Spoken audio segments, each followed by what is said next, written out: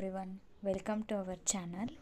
ನಾನಿವತ್ತು ನಮ್ಮ ಕೂದಲಿನ ಆರೈಕೆಗೆ ಸಂಬಂಧಪಟ್ಟಂತೆ ನಮ್ಮ ಹೇರ್ ಫಾಲ್ ಕಂಟ್ರೋಲ್ ಆಗಕ್ಕೆ, ಡ್ಯಾಂಡ್ರಫ್ ಫ್ರೀ ಹೇರ್ ಆಗಕ್ಕೆ ಮತ್ತು ನಮ್ಮ ಕೂದಲು ಬೊಕ್ಕ ಬೊಕ್ಕ ಆಗ್ತಿರ್ತೈತಲ್ಲ ಅಲ್ಲಿ ಬೇಬಿ ಹೇರ್ ಗ್ರೋತ್ ಆಗಿ ನಮ್ಮ ಕೂದಲು ಕೇವಲ ಒಂದೇ ವಾರದಲ್ಲಿ ಬೆಳವಣಿಗೆ ಆಗಕ್ಕೆ ಒಂದು ಸಿಂಪಲ್ ರೆಮಿಡಿ ಮಾಡತ್ತೇನೆ ರೀ. ನಾನು ಹೇಳುವ ರೀತಿಯಲ್ಲಿ ನೀವು ಸ್ಟೆಪ್ ಬೈ ಸ್ಟೆಪ್ ಈ ಈರುಳ್ಳಿ ರೆಮಿಡಿಯನ್ನು ಮಾಡಿದ್ದ ಕರೆ ಆದ್ರೆ ಕೇವಲ ಒಂದೇ ವಾರದಲ್ಲಿ ನಿಮ್ಮ ಕೂದಲು ದಟ್ಟವಾಗಿ ಥಿಕ್ಕಾಗಿ ಬೆಳವಣಿಗೆ ಆಗ್ತಾವೆ. ಬರೀ ಹಂಗಂದ್ರೆ ಈ ವಿಡಿಯೋನ ಸ್ಟಾರ್ಟ್ ಮಾಡೋಣ. ದಯವಿಟ್ಟು ವಿಡಿಯೋನ ಸ್ಕಿಪ್ ಮಾಡಬೇಡ್ರಿ, ಎಂಡ್ವರೆಗೂ ನೋಡ್ರಿ. ಮಾಡಾಕ್ರಿ ಈರುಳ್ಳಿ ಒಂದಿದ್ರೆ ಸಾಕು. ನೋಡ್ರಿ, ನಾನಿಲ್ಲೇ ಈರುಳ್ಳಿನ ಸಣ್ಣಗೆ ಕಟ್ ಮಾಡಿ ಇಟ್ಕೊಂಡೇನಿ. ಆಮೇಲೆ ಇದರ ಸಿಪ್ಪೆ ಏನು ಬರ್ತೈತಲ್ಲ, ಒಣ ಸಿಪ್ಪೆ, ಇದನ್ನು ಚೆಲ್ಲಬಾರ್ದು. ಇದು ಕೂಡ ತುಂಬಾ ಯೂಸ್ಫುಲ್ ಆಗೈತಿ. ಇದನ್ನು ಯೂಸ್ ಮಾಡೋದ್ರಿಂದ ಬರೀ ಈ ಸಿಪ್ಪೆಯಿಂದನ ನಮ್ಮ ಹೇರ್ಸ್ ವೈಟ್ ಹೇರ್ಸ್ ಆಗ್ತಿರ್ತೈತಲ್ಲ, ಆ ಹೇರ್ಸ್ ಕ್ರಮೇಣವಾಗಿ ಇದನ್ನು ಯೂಸ್ ಮಾಡೋದ್ರಿಂದ ಬ್ಲ್ಯಾಕ್ ಆಗ್ತಾ ಬರ್ತೈತಿ ನ್ಯಾಚುರಲ್ ಆಗಿ. ನೀವು ಈರುಳ್ಳಿಯನ್ನು ಕಟ್ ಮಾಡುವಾಗ ಇನ್ನೊಂದು ನಾನು ಹೇಳಬೇಕಾಗಿತ್ತು, ಈರುಳ್ಳಿಯ ಈ ಪಾರ್ಟ್ ಏನಿರ್ತೈತಲ್ಲ, ಇದು ಗಂಟು ಇದನ್ನು ನೀವು ದಯವಿಟ್ಟು ಯಾವುದೇ ತಿನ್ನೋಕ್ಕೂ ಆಗಿರ್ಬೋದು, ಆಮೇಲೆ ಹಿಂಗೆ ಕೂದಲಿಗೆ ರೆಮಿಡಿ ಮಾಡೋಕ್ಕೆ ಯೂಸ್ ಮಾಡೋ ಮುಂದೆ ಆಗಿರ್ಬೋದು, ಈ ಪಾರ್ಟನ್ನು ದಯವಿಟ್ಟು ಹಾಕಬೇಡ್ರಿ, ಕಟ್ ಮಾಡಿ ತೆಗೆದು ಬಿಡ್ರಿ. ಯಾಕಂದ್ರೆ ನಮ್ಮ ಅಜ್ಜಿ ಅದು ಹೇಳ್ತಿದ್ರು, ಹೆಚ್ಚು ಬೇಕಾರೆ ಇದನ್ನು ಇಟ್ಟು ಹೆಚ್ಚಿದ್ರೆ ಗಂಟಲು ನೋವು ಬರ್ತೈತಿ ಅಂಥೇಳಿ.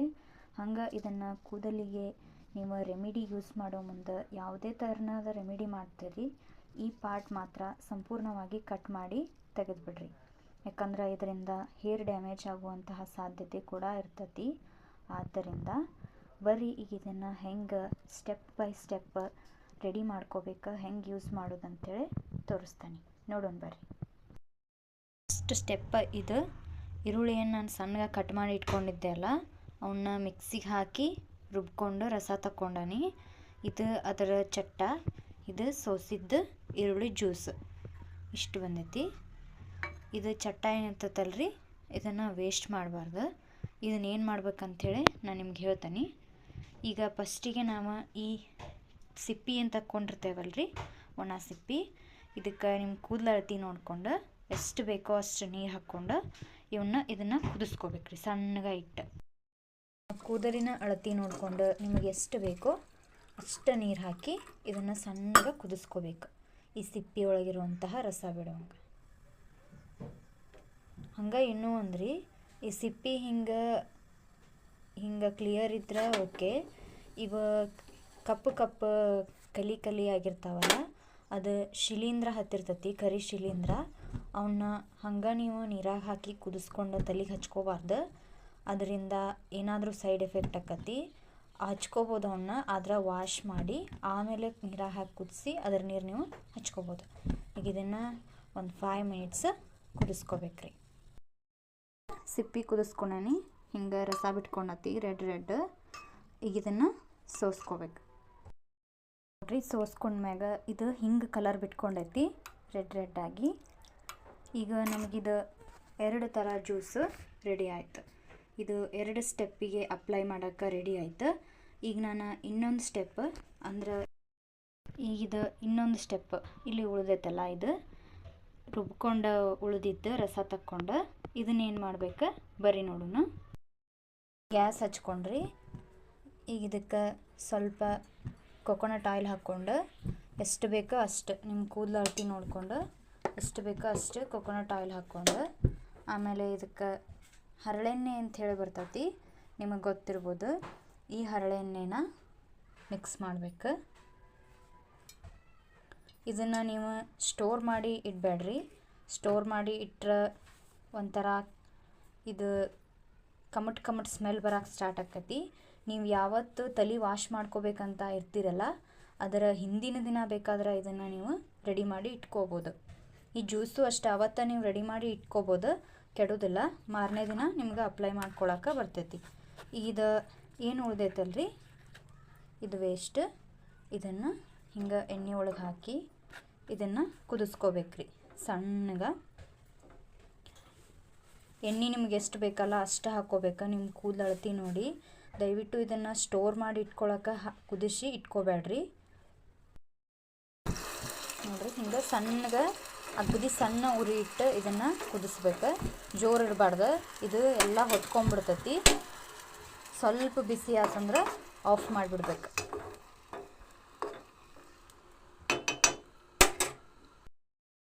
ಎಣ್ಣೆ ಕುದಿಸ್ಕೊಂಡ್ಮೇಲೆ ಹಿಂಗೆ ಇಳ್ಕೊಂಡೀನಿ. ಇಷ್ಟ ಸಾಕ್ರಿ, 5 ಮಿನಿಟ್ಸ್ ಕುದಿಸ್ಕೊಂಡ್ರೆ ಸಾಕು. ನೀವು ಇದನ್ನೇನು ಕಲರ್ ಬಿಟ್ಕೋಬೇಕು ಅಂಥೇಳಿ ಭಾಳ ಹೊತ್ತು ಇಡಬೇಡ್ರಿ, ಎಲ್ಲ ತಳ ಸೀದ್ಕೊಂಡ್ಬಿಡ್ತೈತಿ. ಮತ್ತು ಅದು ಎಣ್ಣೆ ಕಮಟ್ ಆಗ್ಬಿಟ್ರೆ ಅದರಿಂದ ಹೇರ್ ಕೂಡ ಒಂಥರ ನೀವು ಅದನ್ನು ಅಪ್ಲೈ ಮಾಡಿದ್ಮೇಲೆ ರಫ್ ಆಗಕ್ಕೆ ಸ್ಟಾರ್ಟ್ ಆಗ್ತೈತಿ. ನೀವು ಇದಕ್ಕೆ ಬೇಕಂದ್ರೆ ಇನ್ನೊಂದು ಸ್ವಲ್ಪ ಕೂದಲ ರಫ್ ಆಗಬಾರ್ದಂದ್ರೆ ಹರಳೆಣ್ಣೆನ ಇನ್ನೊಂದು ಚೂರು ಮಿಕ್ಸ್ ಮಾಡ್ಕೊರಿ ಅಪ್ಲೈ ಮಾಡುವಾಗ. ರೆಡಿ ಆಗೈತೆ ನೋಡ್ರಿ 3 ಸ್ಟೆಪ್. ಫಸ್ಟ್ ಏನಂದ್ರಿ, ನೀವೀಗ ತಲೆ ವಾಶ್ ಮಾಡ್ಕೋಬೇಕಂದ್ರೆ ಅದರ ಹಿಂದಿನ ಡೇನ ನಾ ಹೇಳಾಕತ್ತೇನೆ ನಿಮ್ಗೆ. ಹಿಂದಿನ ಡೇನ ನೈಟ್ ಇದನ್ನೆಲ್ಲ ನೀವು ರೆಡಿ ಮಾಡಿ ಇಟ್ಕೋಬೇಕು. ಇದು ಏನು ಕೆಡೋದಿಲ್ಲ ರೀ, ಜ್ಯೂಸ್ ಸ್ಮೆಲ್ ಬರ್ತೈತಿ ಅನ್ನೋದಾದ್ರೆ ನೀವು ಇದಕ್ಕೆ 1-2 ಹನಿ ನಿಂಬು ಆ್ಯಡ್ ಮಾಡ್ಕೋಬೋದು. ಇದನ್ನು ನೀವು ನೈಟ್ ಬೇಡ, ನಿಮ್ಗೆ ಒಬ್ಬೊಬ್ಬರಿಗೆ ಆಗೇ ಬರೋದಿಲ್ಲ ಆಯಿಲ್ ಅಂತಂದ್ರೆ ಬೆಳಿಗ್ಗೆ ನೀವು ತಲೆ ವಾಶ್ ಮಾಡ್ಕೋಕ್ಕಿಂತ 1-2 ಗಂಟೆ ಮುಂಚೆ ನೀವು ಈ ರೆಮಿಡಿನ ರೆಡಿ ಮಾಡಿಕೊಂಡು ಫಸ್ಟ್ ನಿಮ್ಮ ತಲೆಯಲ್ಲಿರೋ ಸಿಕ್ಕೆಲ್ಲ ಬಿಡಿಸ್ಕೊಂಡು ಚೆನ್ನಾಗಿ ಬಾಚ್ಕೊಂಡು ಕೂದಲು ಹರಡ್ಕೊಂಡು, ಯಾರಾದರೂ ತಲೆಗೆ ಆಯಿಲ್ ಅಪ್ಲೈ ಮಾಡೋರು ಮನೆಯೊಳಗಿದ್ರೆ ಅಪ್ಲೈ ಮಾಡಿಸ್ಕೋರಿ. ಇಲ್ಲ ಸ್ವತಃ ನೀವೇ ಅಪ್ಲೈ ಮಾಡ್ಕೋತಿದ್ರೆ ನಿಮ್ಮ ಸ್ಕ್ಯಾಲ್ಪೆಲ್ಲ ಓಪನ್ ಮಾಡಿ ಸ್ಮೂತಾಗಿ ಇದನ್ನು ಹಸ್ತಾ ಅಪ್ಲೈ ಮಾಡ್ಕೋರಿ. ನೀವು ಚೆನ್ನಾಗಿ ಮಸಾಜ್ ಮಾಡ್ಕೊರಿ. ಆಮೇಲೆ ತಲೆ ಕಟ್ಕೊರಿ. ತಲೆ ಕಟ್ಕೊಂಡ್ಮೇಲೆ ಏನೈತಲ್ಲ 1 ತಾಸು ಬಿಟ್ಕೊಂಡು ಈ ಜ್ಯೂಸ್ ಏನೈತಲ್ರಿ ಈ ಜ್ಯೂಸ್ ಅಪ್ಲೈ ಮಾಡಿರಿ. 1 ತಾಸು ಬಿಟ್ಕೊಂಡ್ಮೇಲೆ ಈ ಜ್ಯೂಸ್ ಅಪ್ಲೈ ಮಾಡ್ಕೊರಿ. ಇದನ್ನು ಅಷ್ಟೇ, ಇದನ್ನು ನಿಮ್ಮ ಸ್ಕ್ಯಾಲ್ಪ್ಗೆ ಅಷ್ಟೇ ಅಲ್ದ ನಿಮ್ಮ ಇಡೀ ಕೂದಲಿಗೆನ ಇದನ್ನು ಅಪ್ಲೈ ಮಾಡಿರಿ. ಇದರಿಂದ ನಿಮ್ಮ ಕೂದಲಿನ ಬುಡ ಸ್ಟ್ರಾಂಗ್ ಆಗ್ತೈತಿ. ಆಮೇಲೆ ಇದನ್ನು ಹೆಚ್ಚಾಗಿ ನೀವು ಎಲ್ಲಿ ನಿಮ್ಮ ತಲೆ ಕೂದಲು ಬೊಕ್ಕ ಆಗ್ತಿರ್ತೈತಲ್ಲ ಅಂತಹ ಜಾಗದೊಳಗೆ ಇದನ್ನು ಹೆಚ್ಚಾಗಿ ಒತ್ತಿ ಕೊಟ್ಟು ಅಪ್ಲೈ ಮಾಡಿರಿ.